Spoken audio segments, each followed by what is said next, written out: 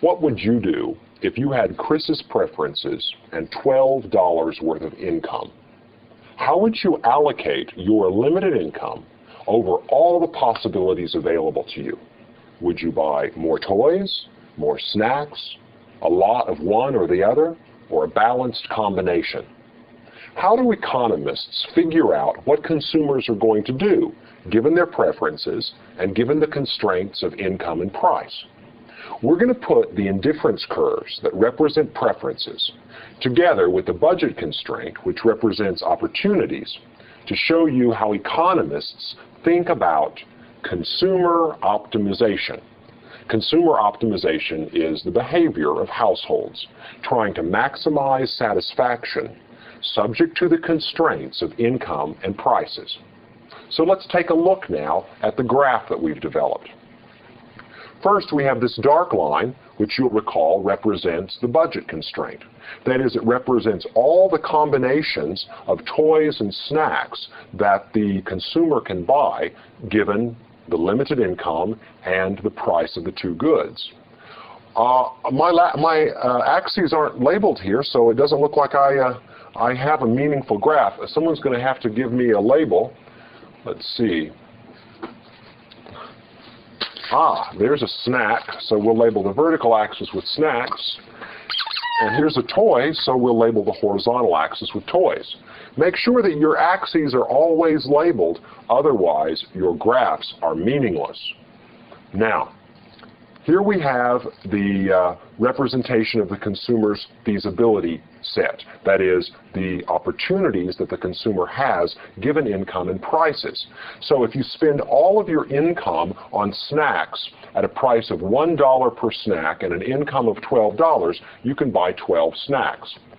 If you spend all of your income on toys at a price of $3 per toy, you can buy 4 toys. And the slope of this budget constraint represents the relative price of toys and snacks, which is the price of toys at $3 a piece divided by the price of snacks at $1 a piece for a number of 3. 3 is the relative price of toys and snacks, and it's the slope of this green line. Well, I guess it's a blue line. It's the slope of this line. Notice one more thing. This line is downward sloping, which means that its number is negative. The true slope of this line is the negative of the relative prices, but let's ignore the negative sign for just a minute and focus on the intuition. How do you think about relative prices? How do you think about the slope of the budget constraint? This number 3 says this: if you will give up one toy, if you give up one toy, you're going to have enough extra income to buy 3 snacks. 3 is the relative price of toys measured in terms of snacks. Now, if this blue line represents your possibilities, what are you going to do? Well, economists imagine that consumers do one and only one thing. That is, they seek the combination of goods that maximizes satisfaction. Let's find that combination. Look at all of these red indifference curves that I've drawn in here for Chris. All of these red indifference curves represent combinations of goods and services that are equally desirable. Here's a low level of satisfaction.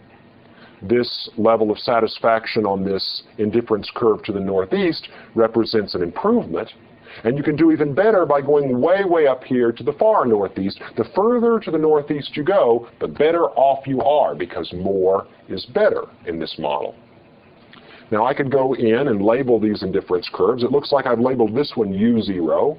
This represents our baseline level of satisfaction. And an improvement, we might call it U1, which means this curve represents more satisfaction. And I might label this curve underneath here, I might call it U-1, because it's worse. See, the numbers don't really matter as long as the numbers increase as satisfaction increases. Which point is going to be the most satisfying to Chris? The answer is simple. Chris is going to choose that point on his budget constraint that lies on the highest attainable indifference curve. Chris is going to find that point that gets him to the highest level of satisfaction. And that is the point that he will choose. In this picture, the highest indifference curve that Chris can reach is the one that I've labeled U0. And the combination of toys and snacks that maximizes Chris's satisfaction is going to be 2, 4, 6 snacks and 2 toys. With 6 snacks and 2 toys, how much money is Chris spending? Well, let's see. 6 times $1 apiece is $6 on snacks. And 2 toys times $3 apiece is $6 on toys. 6 and 6 makes a total of 12. And that, of course, is Chris's income, which is why this point is on the budget constraint. The total spending is equal to $12, the amount of money Chris has to spend. So, to find the point that gives Chris the most satisfaction, find the budget constraint, and then look for the indifference curve, the highest indifference curve that budget constraint touches. Now, there's something to notice about how to identify that highest attainable indifference curve. Notice that the budget constraint is tangent to that indifference curve. That is, the budget constraint touches it in one and only one place. Any other budget constraint, any other indifference curve, well, let me make sure I say this clearly.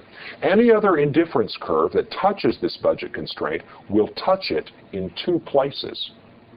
Only at this highest attainable indifference curve do we have a single point of tangency. Let's look at some other possibilities. Suppose we look at this lower indifference curve. Notice this lower indifference curve touches Chris's budget constraint up here, and it touches it again down here. The thing to notice about these 2 points of intersection is that at both of these points, the indifference curve has a slope that's different from the slope of the budget constraint. That is, it's not a tangency, it's an intersection. It's a point where the budget constraint and the indifference curves have different slopes. The indifference curve cuts into and goes through the budget constraint. Here's a little bit of intuition to let you know why this can't be the best point for Chris. Think about this. At every point on the budget constraint, the slope is 3. That means Chris always has the opportunity to trade 1 toy for 3 snacks. Down here, at this particular point, the slope of the indifference curve is flatter. That is, the marginal rate of substitution is less than 3. That is, Chris would be willing to give up a toy for less than 3 snacks, maybe just for 2 snacks. Think about what that means. Chris is willing to give up a toy for only 2 snacks, but the market will give him 3 snacks. What's Chris going to do? Obviously, he's going to trade with the market. Obviously, he's going to give up his 1 toy and take his 3 snacks. 2 snacks would make him indifferent. 3 makes him better off. That's an improvement on his situation. So Chris starts moving up his budget constraint, trading toys for snacks until he finally gets to the point at which his desire to trade is equal to his ability to trade. That is, at this point, where the slope of the indifference curve, the marginal rate of substitution, is also 3, Chris is willing to trade 1 toy for 3 snacks, and that's exactly what the market will allow. At that point, Chris can no longer improve his situation by trading away his toys. He stops. He has reached an optimum. Look at this point up here. At this point, the marginal rate of substitution is very high, higher than 3. That is, that Chris would be willing to give up more than 3 snacks to get an extra toy. But the market will only charge him 3 snacks. He's willing to give up 4. So what's he going to do? He'll give up the 3 snacks and take an extra toy, and he's better off.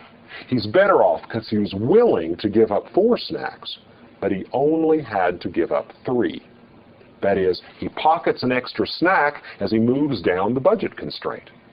Chris makes himself better off. He continues to trade until finally the marginal rate of substitution is equal to the relative prices in the market.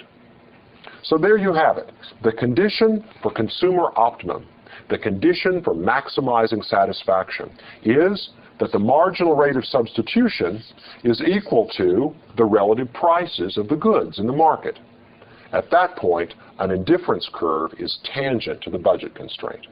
And that's the highest level of satisfaction that Chris can afford. Let's do a quick summary here. The budget constraint represents your opportunities, and its slope is the relative price in the market. The indifference curves represent your preference, and their slope is the rate at which you will trade off the goods one for the other. The consumer gets the most satisfaction by finding the highest attainable indifference curve. That's going to occur at the point where the budget constraint is tangent to or touches the indifference curve at one place.